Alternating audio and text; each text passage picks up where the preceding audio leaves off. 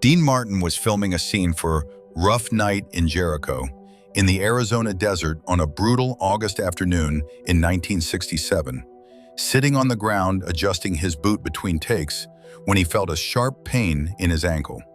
He looked down. A rattlesnake, small, maybe 2 feet long, it had just bitten him. Drew back, coiled, ready to strike again. Dean froze. The snake's rattle was buzzing. Warning. The crew saw it. Someone screamed, "Snake!" A prop master grabbed a shovel, ran toward Dean, raised it high, ready to kill the snake. And Dean Martin, with venom pumping into his bloodstream, said 7 words that stopped everyone cold. "Don't you dare kill that snake." What Dean did in the next 30 minutes while waiting for medical help proved something about his character that nobody knew. That even in pain, even facing death, Dean Martin's first instinct was compassion. This is the story about the day a rattlesnake bit Dean Martin and learned what mercy looks like. It was August 15th, 1967, Monument Valley, Arizona. The production of Rough Night in Jericho was in its 4th week. Western film, Dean playing a villain, George Peppard playing the hero. Big budget, complicated shoot. The desert was unforgiving. Temperature hit 112 degrees daily. The crew was exhausted. Everyone wanted to finish and go home. But there were still 3 weeks of shooting left. They'd been filming since dawn, trying to capture scenes before the heat became unbearable. Now it was 2 p.m., peak heat. They were doing a scene where Dean's character confronts a rancher. Outdoor scene, desert location, lots of sitting on the ground, getting up, moving around rocks, the kind of scene where you don't watch where you step, where you don't think about what might be hiding in the shade of a rock. Dean was between takes, sitting on the ground. His character wore boots, cowboy boots. The right boot felt tight, uncomfortable. Dean reached down to adjust it, loosen the laces. That's when the snake struck. Fast, out of nowhere. It had been coiled in the shade of the rock Dean was leaning against, probably seeking shelter from the heat. Dean's movement disturbed it. The snake's natural defense kicked in. It struck. Fangs sank into Dean's ankle, right above the boot line, into exposed skin. Dean felt the bite, sharp, like 2 hot needles punching through skin. Burning, immediate pain that radiated up from the puncture wounds. He jerked back instinctively, pulled his leg away, looked down, saw the snake, rattlesnake, unmistakable, Western diamondback, diamond pattern down its back, tan and brown, triangular head, those vertical pupils, and that rattle, buzzing, angry sound, warning sound. The snake had pulled back after biting, was coiled now about 3 feet away. Defensive posture, ready to strike again if threatened. Its head was raised, tongue flicking, tasting the air, assessing danger. Dean could see the 2 puncture wounds on his ankle, right above where his boot ended. Blood welling up, small droplets. The venom was already in his system, already moving through his bloodstream. He could feel it. Burning sensations spreading, his ankles starting to throb. His brain processed everything instantly. Rattlesnake, venomous, just bit me, injected venom. I'm in serious trouble. Depending on how much venom, could be life-threatening. The crew reacted immediately. Someone yelled, "Rattlesnake!" People jumped back, scrambled away. Jerry, the prop master, was closest. He grabbed the first thing he could find, a shovel, one of the props from the set, started running toward Dean and the snake, the shovel raised high, intent clear. He was going to kill it, chop it in half, protect Dean. Standard response, snake bites someone, you kill the snake. Dean saw Jerry coming, saw the shovel, saw the intent. Dean's hands shot up. "Jerry, stop! Don't you dare kill that snake!" Jerry stopped, confused. "Dean, it just bit you. We need to kill it." Dean's voice was firm despite the pain. "No, you don't. Leave it alone." Jerry looked at the director, at the other crew members. Everyone was staring at Dean. "Dean, you're not thinking straight. That's a rattlesnake. It's dangerous." Dean shook his head. "I'm thinking perfectly straight. Put the shovel down." Jerry lowered the shovel slowly, still holding it, ready to use it if needed. Dean looked at the snake. The snake was still coiled, still rattling, defensive posture. Dean spoke quietly, to the snake, like he was talking to a person. "Easy there, buddy. I know you're scared. I'm sorry I disturbed you. You were just defending yourself. I get it." The crew was stunned. Dean had just been bitten by a venomous snake, and he was apologizing to it. The director, Arnold Lavin, came forward. "Dean, we need to get you to a hospital, now. Rattlesnake bites can be lethal." Dean nodded. "I know, I will. But first, someone needs to move that snake to safety, away from the set, where it won't get hurt, where it won't bite anyone else." Arnold blinked. "You want us to save the snake? The snake that just bit you?" Dean's voice was patient. "Yes, because it didn't bite me out of malice. It bit me because I scared it. It was hiding from the heat, minding its own business. I invaded its space. This is its home. We're the intruders." Jerry spoke up. "Dean, with all respect, you're crazy. That snake is dangerous. We should kill it." Dean looked at him, really looked at him. "Jerry, everything in this desert is dangerous if you scare it. Scorpions, spiders, snakes, even some of the plants. That doesn't mean we kill them all. That doesn't mean we destroy everything that could potentially hurt us. That snake has as much right to be here as we do. More right, actually. This is its habitat, its home, its territory. We're just visiting.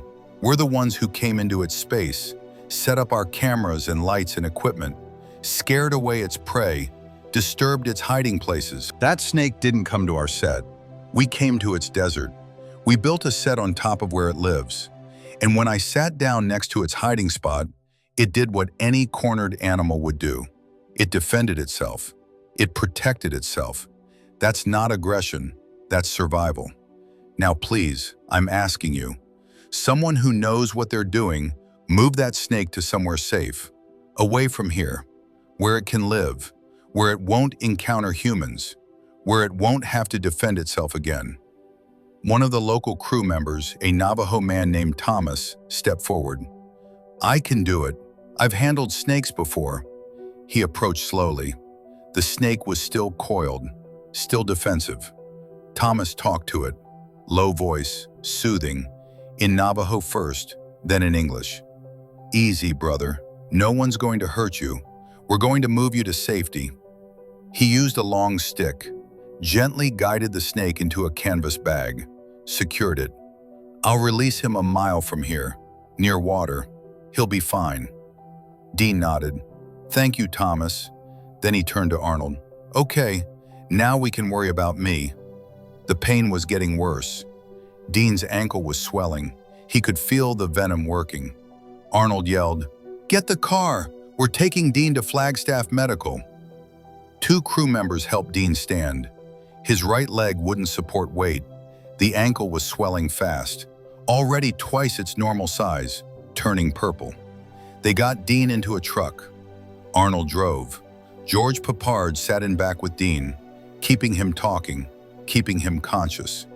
The drive to Flagstaff was 90 minutes, felt like forever. Dean was sweating, pale. The venom was spreading, but he was conscious, alert. George asked, "Why'd you stop them from killing it?" Dean's voice was weak but clear. "Because killing it wouldn't have helped me, wouldn't have changed anything, would have just killed a scared animal defending itself.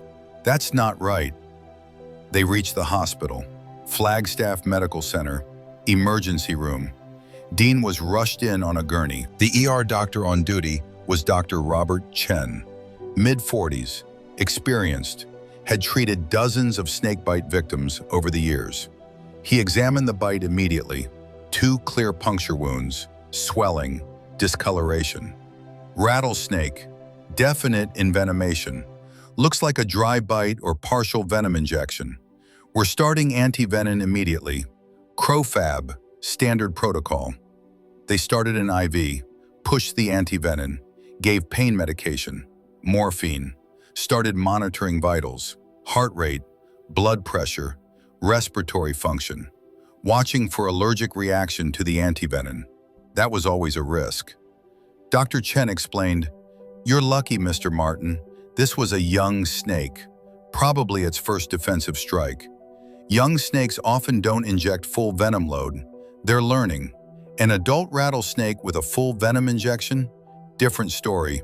Much more serious. You'd be in ICU, possibly not making it.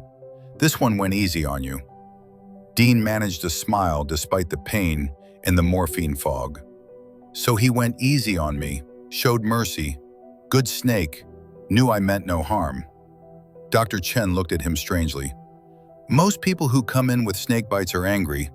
Want to tell me how they killed it? How they got revenge? You're different." Dean's eyes were getting heavy. Snake was just scared, doing what scared animals do. No point being angry at it for that. Dean spent 2 days in the hospital. The swelling went down, the venom cleared. He'd have a scar, but he was fine. The production shut down while he recovered. Insurance, liability, can't film without the star. On the 3rd day, Dean was released, went back to the hotel, rested. The crew visited, brought flowers, cards, everyone asking how he was, and everyone still talking about what he'd done, how he'd protected the snake. Nobody could understand it. Arnold came to visit, brought Thomas with him. Thomas was holding something, the canvas bag. Arnold said, "Thomas has something to tell you." Thomas looked uncomfortable. "Mr. Martin, I released that snake like you asked. Mile north, near a creek, good habitat. But I wanted you to know something. I examined it before I let it go. It was young, maybe a year old. First time it had probably ever encountered a human. It was terrified. You could see it in how it moved, how it struck. Pure fear response." Dean nodded. "I figured. An older snake would have given more warning, more rattling. That one was panicked." Thomas continued. "Most people, they get bit, they want revenge. Want the snake dead. You didn't. You wanted it safe. That says something about you. My grandfather would say you have a good spirit, that you understand the balance, that you see animals as relatives, not enemies." Dean smiled. "Your grandfather sounds wise. I just think we share this world, all of us. Snakes, people, dogs, cats, birds. We're all just trying to survive." That snake didn't wake up that morning planning to bite Dean Martin. It just wanted to stay cool, stay safe. I got in its way. It defended itself. Can't fault it for that. Thomas nodded, extended his hand. Dean shook it. "Thank you for saving it," Thomas said, "and for teaching the crew something important." When Dean returned to set a week later, there was something different. The crew was more careful, more aware. They'd hired a snake expert, a herpetologist, to check the set each morning, to relocate any snakes found. Safely, no killing, just relocation. Arnold explained, "After what you did, killing them didn't feel right, so we're moving them, like you wanted." Dean smiled. "Good, this is their home, we're just borrowing it." The rest of the shoot went smoothly, no more snake incidents, but the story spread. Dean Martin gets bit by rattlesnake, refuses to let crew kill it. It made the papers. Most people thought it was publicity, a made-up story, but the crew knew it was real. They'd seen it, seen Dean's reaction, seen him prioritize the snake's life over revenge, over anger, over fear. Years later, in 1985, Dean was asked about it in an interview. "Is it true you stopped your crew from killing a rattlesnake that bit you?" Dean nodded. "Yeah, true story." The interviewer looked skeptical. "Why? Most people would have wanted it dead." Dean thought for a moment. "Because most people react from fear, from anger. I get it. You get hurt, you want to hurt back. But that doesn't make it right. That snake was scared. It was defending itself. It didn't know I was a person. It just knew I was big and close and threatening. Its response was natural. Killing it would have been revenge. Not justice, not protection, just revenge. And I'm not interested in revenge against something that's just trying to survive. Stories like this one deserve to be remembered. The moments when legends showed mercy when most would show anger. The compassion given to creatures that caused harm. If you want to hear more stories about the people who shaped an era, the grace shown to the scared and defensive, and the humanity that made them great, this channel tells those stories. Because these aren't just tales about famous people, they're lessons about choosing compassion over revenge. The snake expert they hired, Dr. Ellen Martinez, worked on the film for the remaining 3 weeks. She relocated 17 snakes from the set, all safely, all alive. When the shoot ended, she told Dean, "What you did changed how this production treated wildlife. Probably changed how some of these crew members will treat animals for the rest of their lives. That matters." Dean shrugged. "Maybe. I just didn't want a scared animal killed for doing what scared animals do." Dr. Martinez smiled. "That young rattlesnake you saved? I'm pretty sure I saw it again, 2 weeks after Thomas released it. Healthy, hunting, living its life, because you gave it a chance." Dean looked pleased. "Good. Hope it stays away from film sets, for its own sake." Dr. Martinez laughed. "I think word got around. We didn't have a single snake incident after yours, like they knew this set was safe." That's the Dean Martin story that should be told. Not just the performer, not just the cool image, but the man who got bitten by a rattlesnake and chose mercy, who stopped his crew from killing a frightened animal, who understood that survival instinct isn't malice, that fear isn't evil, that everything deserves a chance to live. Dean Martin could have let them kill that snake. Most people would have. It would have been justified, expected. But Dean saw past the bite, past the venom, past the pain.